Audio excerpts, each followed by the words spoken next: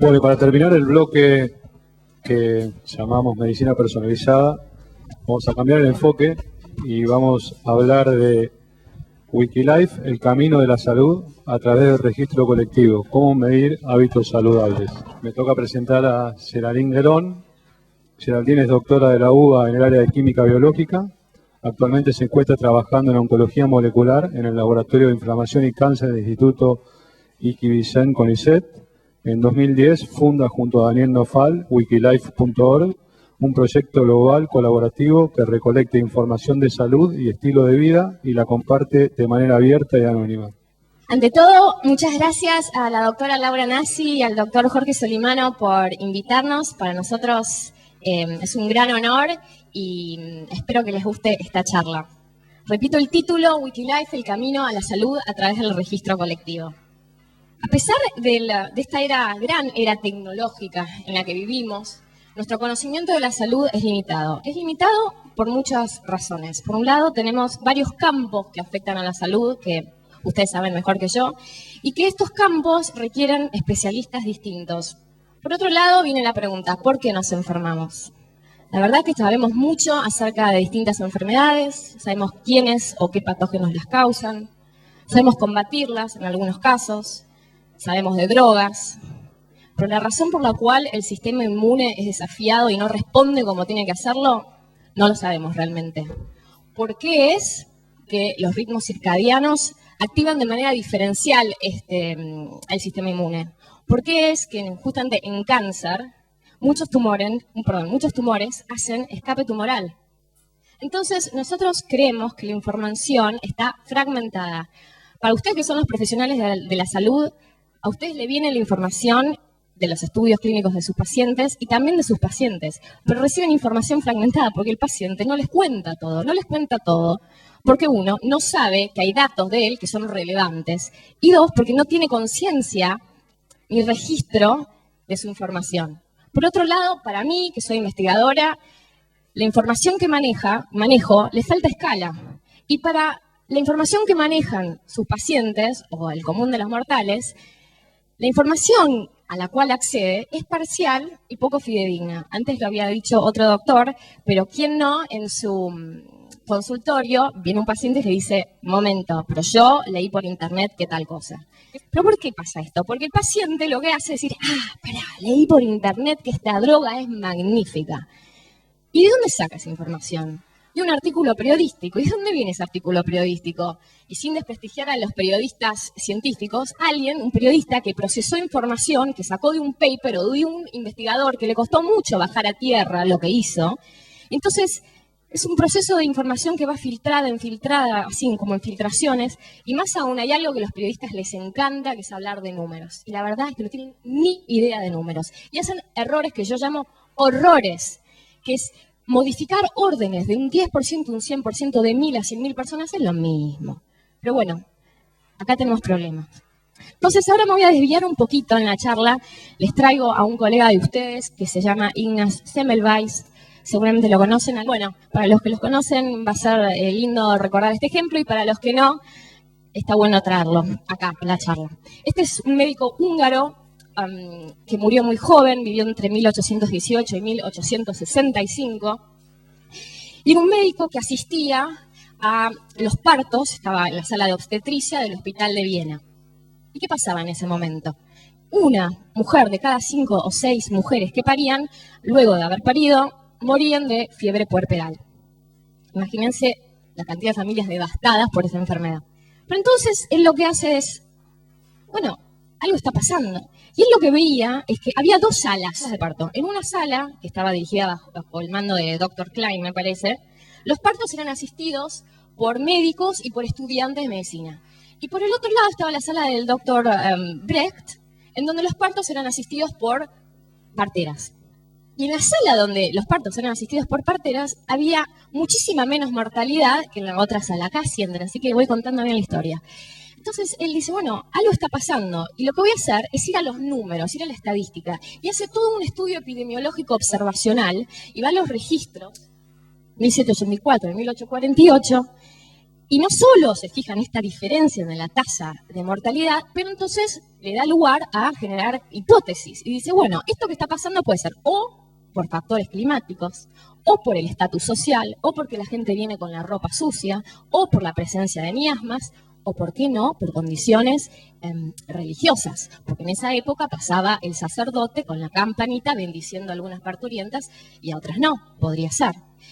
Pero le termina de caer la ficha cuando uno de los médicos que trabajaba en el mismo hospital, que asistía a una de las autopsias forenses, se corta con un escalpelo y después termina muriéndose con el mismo cuadro que presentaban las mujeres que tenían fiebre puerperal. Entonces dice, bueno, seguramente es que estos médicos que asisten a las autopsias deben estar transfiriendo este exudado cadavérico a las mujeres cuando le hacen el tacto vaginal. Entonces, de ahora en más, les voy a exigir a los médicos que se laven las manos con agua clorinada.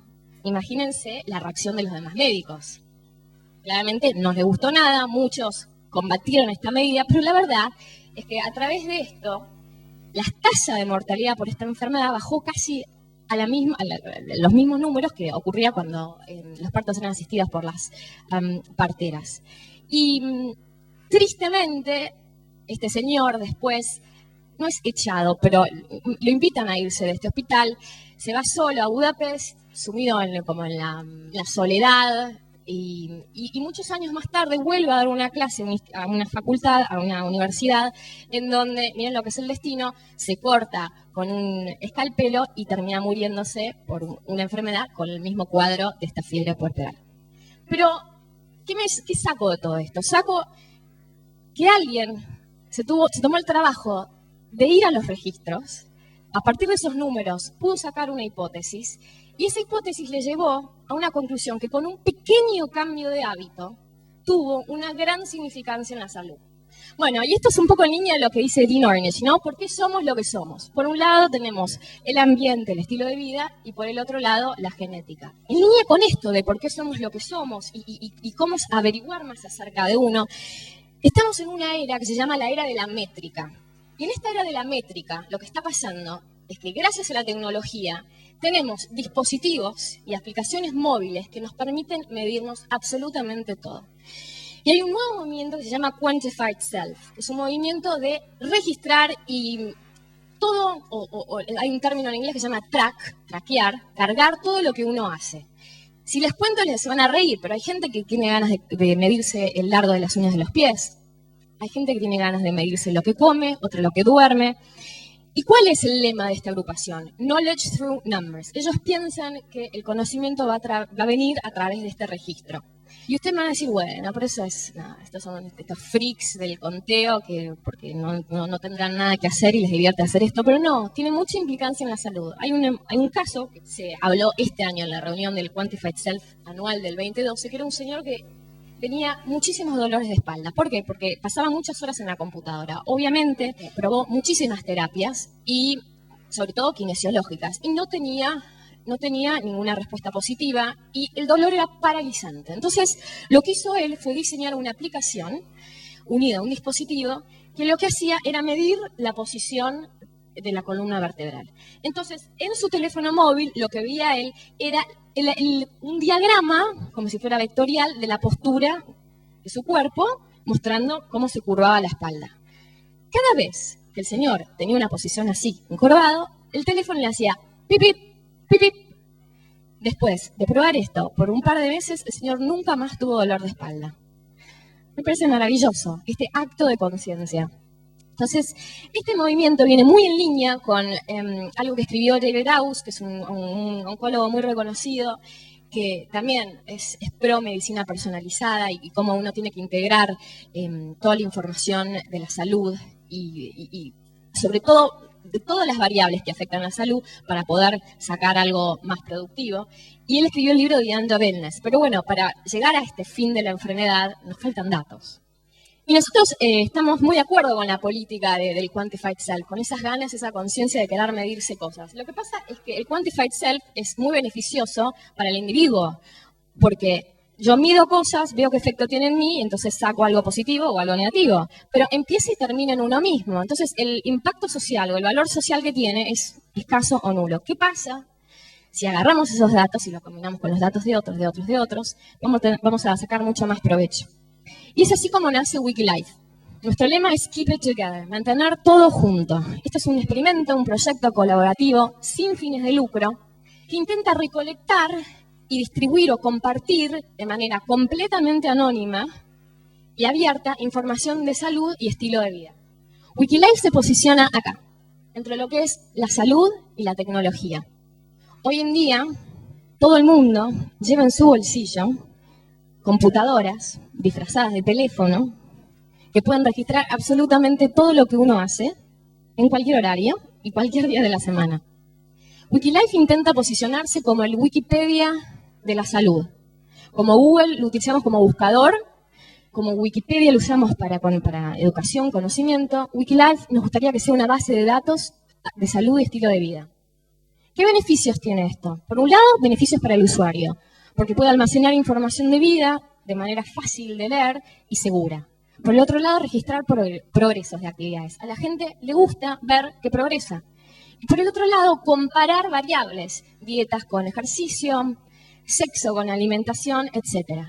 Y por el otro lado están los investigadores o ustedes, los profesionales de la salud, que van a tener miles y millones de datos para explorar de manera ilimitada, que ustedes van a poder elegir sus poblaciones de estudio como quieran, por correlacionar múltiples variables y, por supuesto, testear hipótesis. Y también tiene más características para los desarrolladores de aplicaciones y dispositivos, pero se los voy a explicar más adelante.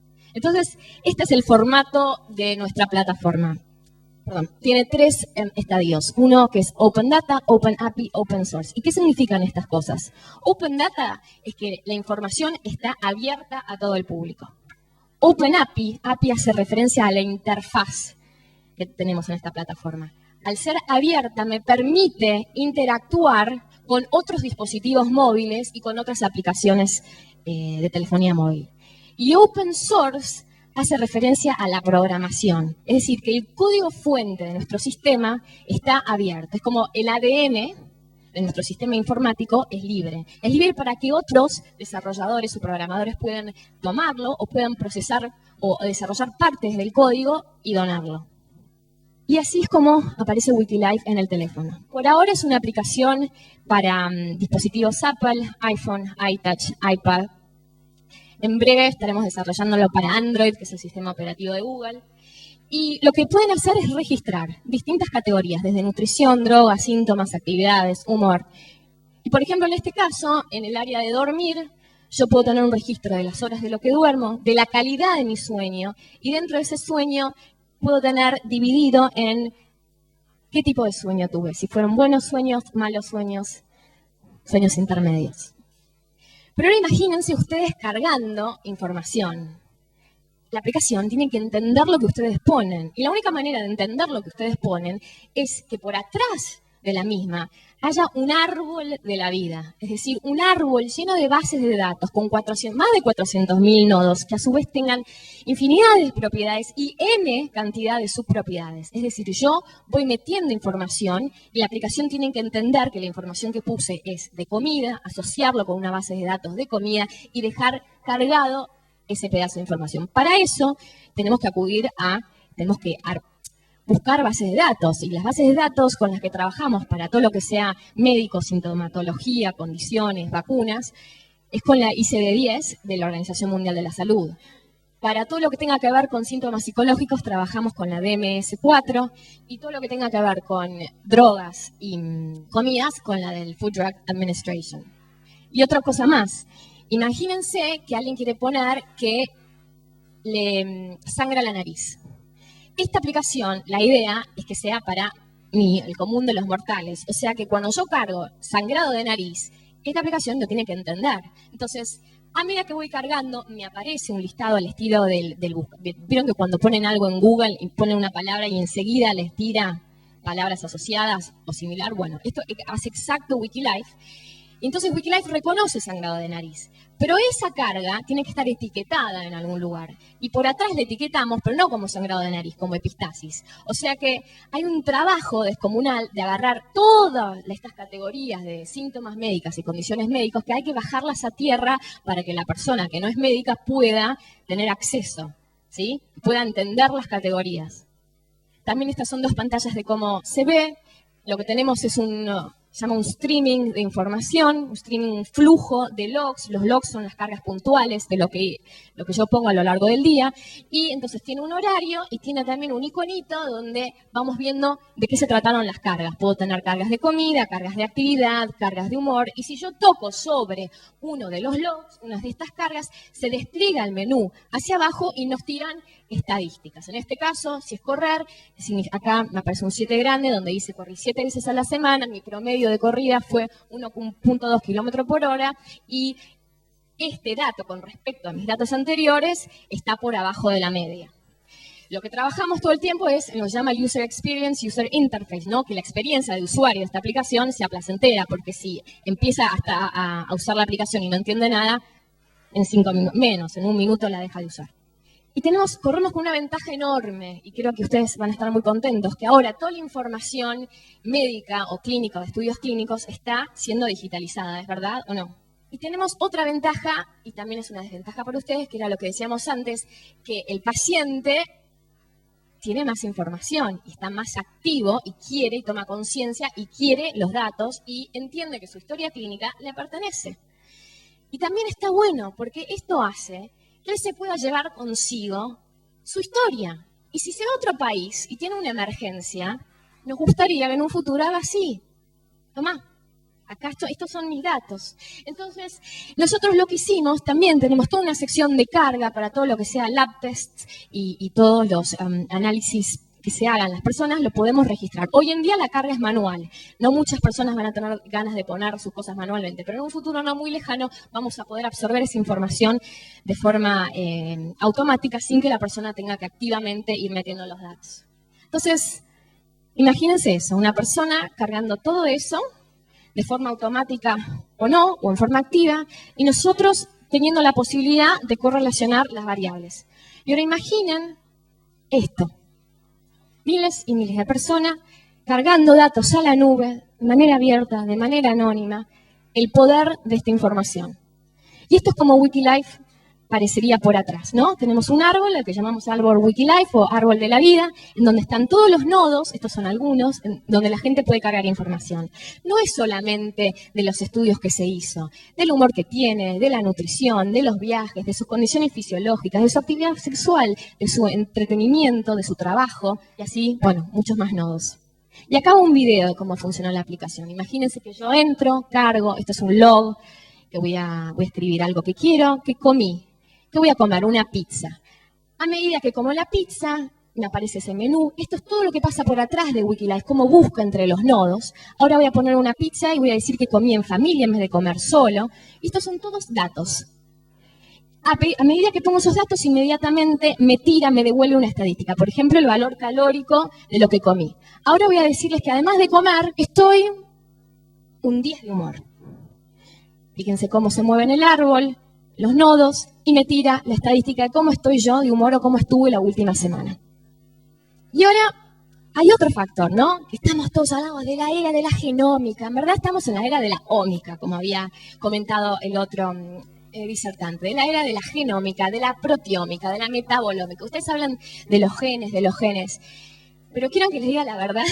Si yo miro todo el ADN, la parte no codificante del ADN es mucho mayor que la codificante. Y antes decían, no, solo los genes son los que importan. No, la parte no codificante es la que está regulando toda esa expresión génica. Y creo que la clave reside en ver por qué se prenden, como decía el doctor, y se apagan los genes.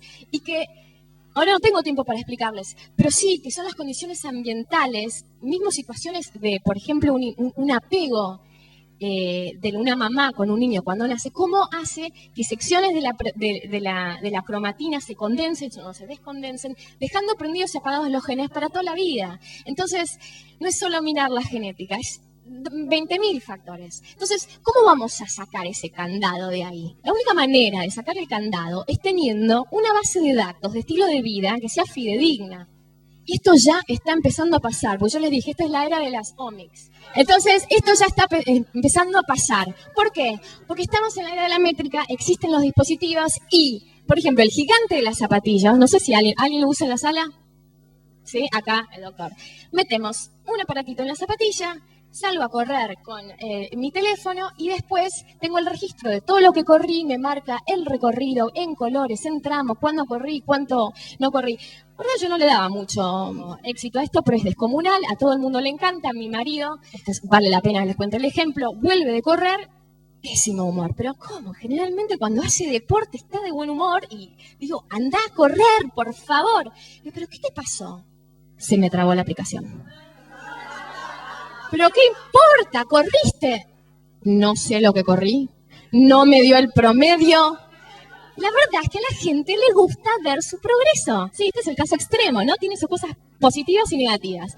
Pero bueno, de la misma manera que la gente se mide esto, también se pone un dispositivo en el bolsillo que se llama el Fitbit, más chiquitito que la mano, y me mide todo tipo de actividad. Entonces, en un día me dice, bueno, estuviste 30 minutos sedentario, tantos minutos un poquito más activo y tantos minutos con mucha actividad. Y además me lo asocia a la cantidad de calorías que como. Y así tenemos el Meal Snap, que saco una foto a lo que como, un plato, me voy a un restaurante y me calcula las calorías que consumí. Y esto es lo que hablaba la doctora Núñez, que yo me había hecho. Este es el 23andMe. Escupo, mando por correo y me dicen, todo mi perfil genético. La gente ahora no tiene ni idea qué es lo que significa esto. Al punto que hay personas que les da el HER2 aumentado y se van a hacer la mastectomía. Bueno, la verdad es que son más datos, hay que ver qué hacer con estos datos. Entonces me dice your risk para determinadas enfermedades, un average risk, que es general con respecto a la media de la población, y después un índice si estoy por arriba o por abajo. También esto está comparado con la población de Estados Unidos. Pero tenemos un problema, miles y miles de datos, genial, pero están todos bloqueados en los distintos websites de toda esta gente. Nosotros proponemos otra cosa, que estos datos sean compatibles con Wikilife y nos centramos acá, nos centramos en la integración. No pretendemos ser los mejores para recolectar cosas de deporte, ni de alimentación, ni nada, no nos interesa. Es más, fomentamos que haya otros desarrolladores que generen aplicaciones que sean fáciles de usar para que el usuario pueda cargar lo que tenga ganas. Lo único que pedimos es todo, meterlo en un mismo lugar, porque si no, no podemos correlacionar. Por ejemplo, en este caso, esto es para mostrarle que nosotros chupamos datos de Ranky, pero de Nike Plus, que son otros dispositivos para correr, 60.000 logs de gente que corre, o 96.000 datos de personas que corren. Y también nos chupamos datos de otros lugares. Así podemos, por ejemplo, el Twitter, ¿alguien usa Twitter en la sala? No, pero la gente, ahí va atrás, dos. Entonces, podemos tomar datos de Twitter gracias a la funcionalidad y pasar ese dato de Twitter a el perfil de Wikilife. Entonces, ese dato va directamente acá sin yo tener que hacer nada, o sea, automático. Y así podemos determinar cuáles son los ejercicios más frecuentes y determinar cuáles son los síntomas más frecuentes dentro de la población de Wikilife. Y esto lo pongo para finalizar porque mi colega Dani Nofal había empezado a hacer Aikido y después de mucho tiempo y usando la aplicación se dio cuenta que cada vez que hacía Aikido su humor mejoraba en un 20%. Entonces dijo, bueno, voy a hacer Aikido todos los días. Y yo le estoy altamente agradecida por su buen humor. Y para finalizar, este dibujo, esta foto me pareció apropiada porque creemos en Wikilife que es como si nuestra genética armara como la arquitectura, nuestro propio laberinto, y fueran nuestras propias decisiones las que determinan cuán placentero y cuán largo va a ser ese camino. Y si cada uno va dejando sus migajas en este camino y podemos integrar esa información, seguramente lleguemos a ver cuál es el camino que nos lleva a una más y mejor vida. Y ahora imaginen que toda esta información es abierta, es anónima y es patrimonio de toda la humanidad. Para mostrarles el grupo de trabajo, tenemos una sede en Buenos Aires, otra en Boulder, Colorado. El grupo es interdisciplinario, diseñadores, médicos, biotecnólogos, biólogos moleculares, estadistas y demás. Hoy en la sala me acompañan la doctora Cecilia Vignani, que ella es la directora de la sección médica del proyecto, y la doctora María Binay, que es la directora de la sección científica del proyecto. Quiero comentar que Cecilia Vignani, ella fue la ex jefa de infectología de Fundaleu, y hace 2 años le mostramos el proyecto y no dudó un segundo y se montó al proyecto con nosotros y le estamos eternamente agradecidos. Y como mensaje final, cuando empezamos a hacer esto, nos decían, ustedes están completamente locos, es un montón de esfuerzo, lleva un montón de tiempo, lleva un montón de dinero, y a todo eso les respondemos, sí, es verdad. Pero tenemos mucha pasión, creemos que vale la pena contestar este interrogante de lo que es la salud y que tenemos que intentarlo. Tenemos que intentarlo porque soñamos con poder integrar esta masa de datos universal para que los próximos Semmelweis que por ahí están en esta sala puedan hacer sus descubrimientos todos los días en cualquier parte del mundo. Y la verdad es que poco importa si logramos nuestro objetivo, pero mi equipo y yo habremos tenido el enorme privilegio de haber intentado lo imposible. Muchas gracias. Bueno, gracias por esta inspiradora charla, que tienen voluntad y ganas, se nota, y mucho. Terminando entonces el bloque de medicina personalizada, preguntas. Es muy materialista. ¿Cuál es el soporte económico para poder hacer todo esto? Por esa razón es que nosotros fundamos esta fundación, vale la redundancia, en Estados Unidos. Es una non-profit de allá, por la sencilla razón que podemos así pedir fondos a las asociaciones de allá, porque allá lo que tienen es las grandes corporaciones, para no pagar impuestos, pueden donar parte de su dinero, la reducción de los taxes, pueden donar dinero a las fundaciones. Entonces, semejante envergadura requiere de mucho dinero y para eso es que situamos la fundación allá, algo que no ocurre en este país. ¿Cuánto tiempo calculan que necesita el individuo para llenar esos datos por día? Y si uno necesita datos masivos, ¿cómo hacen para difundirlo en forma masiva? Bueno, a la primera pregunta, ¿cuánto tarda? Es muy relativo porque uno no exige, o sea, es un delirio pensar que una persona va a cargar todos los datos acerca de su vida. Lo que vamos a tener en Wikilife es poblaciones distintas en donde hay gente que va a poder cargará 2 variables, hay gente que cargará 3 variables y hay otros que serán unos freaks de la cargada y van a cargar muchísimo. Entonces, a nosotros no nos importa, lo que nos importa es la calidad de ese dato. Después vamos a establecer cuáles son esas poblaciones de Wikilife. Pero esa calidad del dato va a estar analizada por los estadistas, porque hay muchas formas de hacerlo. Hay muchas formas de validar el tipo de dato, cómo vuelve con preguntas, y también hay formas de validar si la carga que no se hizo fue porque no se hizo o porque no se realizó. Ese no es un problema. Bueno, para empezar, el primer launch que hicimos de Wikilife fue este año recién, después de 2 años y medio de trabajo en este Quantified Self-Meeting, y eso ha causado de pasar, no sé, de 100 usuarios, aumentó el orden en 3 veces, pero todavía no decimos hacer el launch grande hasta que no nos salga la categoría de non-profit en USA. Una vez que esté eso, para mí vamos a depender mucho, obviamente, tenemos el PR del equipo que se va a encargar y de difundirlo, sobre todo en todo lo que sea mass media de allá y sobre todo esa gente que trabaja con los devices. Y también esperamos que se haga de boca en boca. O sea, la información que esté ahí, fuera de lo que sea a nivel médico, ¿puede tomarlo alguien y utilizar esa información para manipular la sociedad, por ejemplo? Y esa pregunta no te la puedo contestar. Lo que sí te puedo decir es que la información está abierta, la puedes usar para lo que vos quieras. O sea, si la agarra, no sé, como decir, es lo mismo que le ocurrió a Einstein con la bomba atómica, ¿verdad? Y el fin es positivo. Si la gente lo toma mal, o sea, la idea es que con esto no es solamente que la gente lo use para cargar sus cosas y mirar variables. También esto, se los trajimos acá, o a Laura le pareció interesante, porque ustedes pueden usar Wikilife para medir algo en particular, o sea, para algún experimento. Si ustedes tienen una población oncológica que deciden hacer un tratamiento paliativo en particular y medir esa variable con otra, por ejemplo, el humor del paciente con eso extra que está haciendo, con esa meditación o con otra cosa. Estamos para ustedes, a cualquiera que quiera presentar un experimento, úsennos, porque de eso se trata Wikilife. ¿Existe la posibilidad de que mucha gente a lo largo de los años nunca use ningún dispositivo de estos de los cuales ustedes usan para levantar información, por características de personalidad, por ejemplo? Ahora, eso genera un sesgo. Quiero decir, la información que ustedes tengan va a ser del perfil de gente que tiene un tipo de perfil de personalidad que genera determinado tipo de actividad que ustedes levantan. Ahora, ¿ustedes consideraron eso?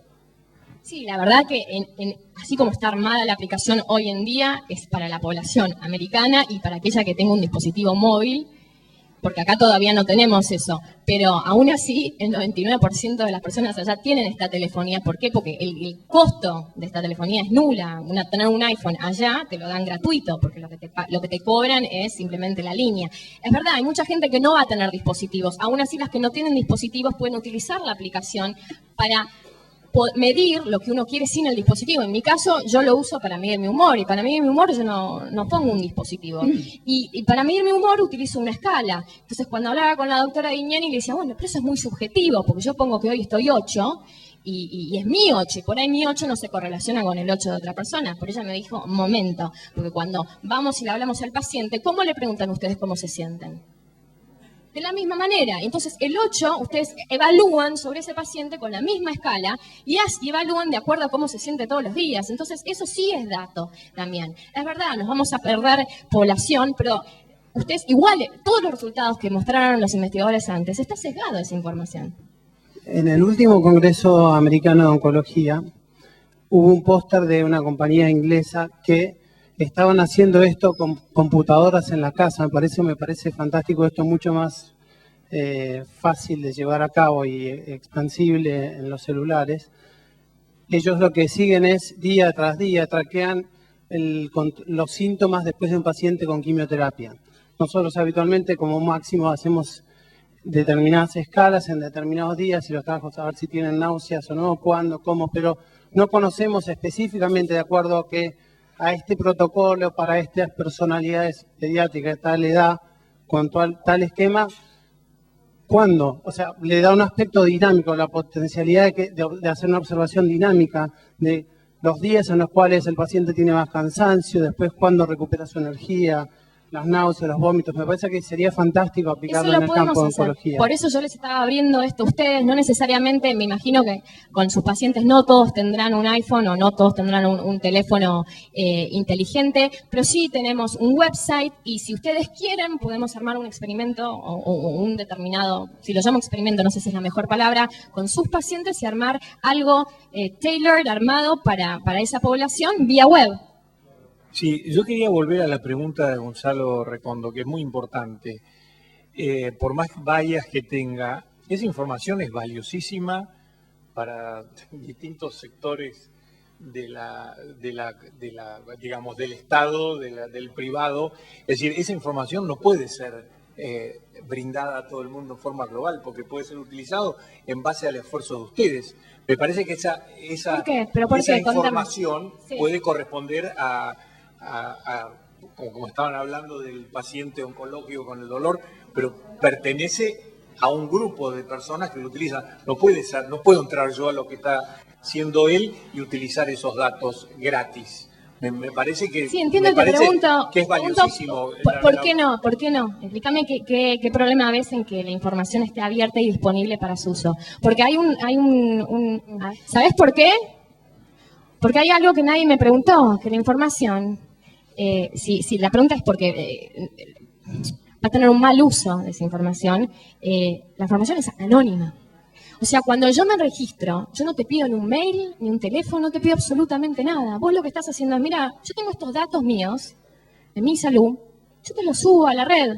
Entonces, para aquellos investigadores o profesionales, ustedes que digan, bueno, a ver, entro a Wikilife, denme una población que vive en tal latitud, que fume 3 veces por semana, que tenga una vez sexo y que sea homosexual. Te marca una población, yo no la entrego, escúchame, yo no la tengo gratis. Lo que hago es cuando vos me cargas las cosas, vos firmás un disclosure diciendo, yo te doy mi información, yo te dono mis datos. Fíjense lo que pasó con 23andMe, que será esto, que es una cosa privada. ¿Ustedes saben que lo abrieron ya? O sea, no es que soy yo que regalo la información gratuita. Sos vos que utilizás la plataforma y nos das los datos. Agradecerte a todos y a todo tu equipo por atreverse, porque la verdad que esto yo creo que es maravilloso para el día de mañana. Hoy el doctor Solimano dijo que el día de mañana todos vamos a ver en el aparatito, en el teléfono o en lo que tengamos un montón de datos y vamos a recoger un montón de cosas de nuestra vida. Y la verdad que atreverse a esta cosa enorme que están haciendo, hay que tener coraje. Así que gracias. Sí, me quiero contestar una cosa más a vos. Porque cuando nosotros... No, perdona que me quedé mal. Quería... Obviamente, muchas gracias por escucharnos, porque esto es sí algo distinto a lo que hacen ustedes. Cuando Google, que es el gigante de todo esto, decide hacer algo similar, ¿sabés qué falla? ¿Y sabés por qué falla Google y muchos más? Porque hay un revenue model, hay un modelo de ganancias. Entonces, yo no tengo ganas de donar mis datos para que alguien gane plata. Por eso Wikilife se para en otro lugar. Cuando nos preguntan, ¿pero cuál es el modelo de ganancia? No hay modelo de ganancia. Yo no gano un centavo con lo tuyo. Esto es para el patrimonio de la humanidad. Y cuando a la gente le contamos el proyecto, bueno, pero no hay ganancia, bueno, dale, decime cómo participo, decime qué hago, yo lo dono. Porque dono mis datos, porque no hay nadie atrás. Es como, ¿por qué funcionó Wikipedia? Ahora no me dicen que cuando ustedes tipean algo en la palabra, no, yo no miro Wikipedia. Nadie mira más una enciclopedia. El primero que aparece en el buscador es Wikipedia dice tal cosa, y lo miran. Y aunque me parece genial, porque el formato wiki es que muchos voluntarios a través de la web hagan algo juntos. Los que editan Wikipedia es una comunidad así. Y miles de millones de personas miran Wikipedia. Wikilife lo hace toda la gente, para toda la gente. Y esa es la gran diferencia. Seguimos, terminamos.